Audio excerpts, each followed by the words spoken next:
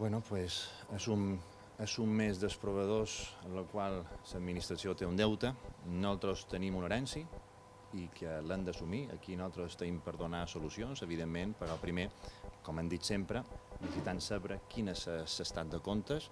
Els proveïdors, com és lògic i normal, tenen tot el dret del món, faltaria més, per cobrar una feina que han fet, i en aquest cas nosaltres, des d'aquest nou equip de govern, volem evidentment pagar aquestes feines, pagar els seus serveis i necessitam prèviament fer un estudi de l'estat de comptes i a partir d'aquí pactar un calendari de pagaments, sempre, en aquest cas, amb una aprovació prèvia que necessitam del pla de sanejament per després iniciar una ronda de conversacions amb les entitats bancàries per tal d'intentar generar una sèrie de crèdit per pagar precisament als proveïdors, del qual el col·lectiu de les farmàcies és un d'ells.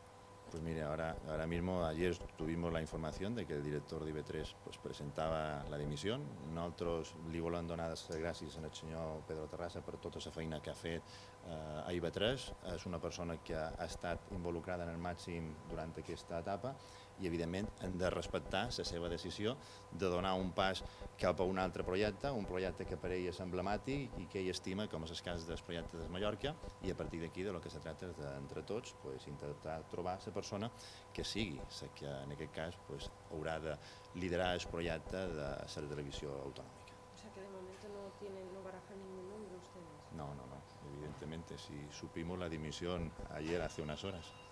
No es posible tan rápido. Sobre todo aquí no hay que ir deprisa corriendo, aquí intentaremos hacer las cosas bien e intentaremos, como es lógico y normal, encontrar una persona de consenso. Això vol dir que ara Satele no té director?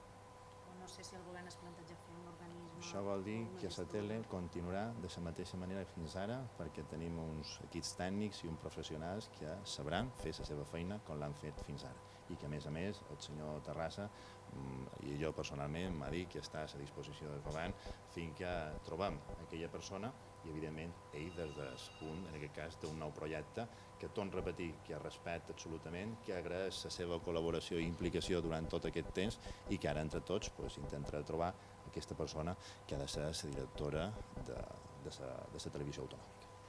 No sortia que era del Partit Popular que li havien posat fer canvis en aquesta direcció. Aquest havia estat el principal motiu. Això és el que ha dit qualque mitjà de comunicació que jo respecto, però que no comparteix. Molt bé, gràcies.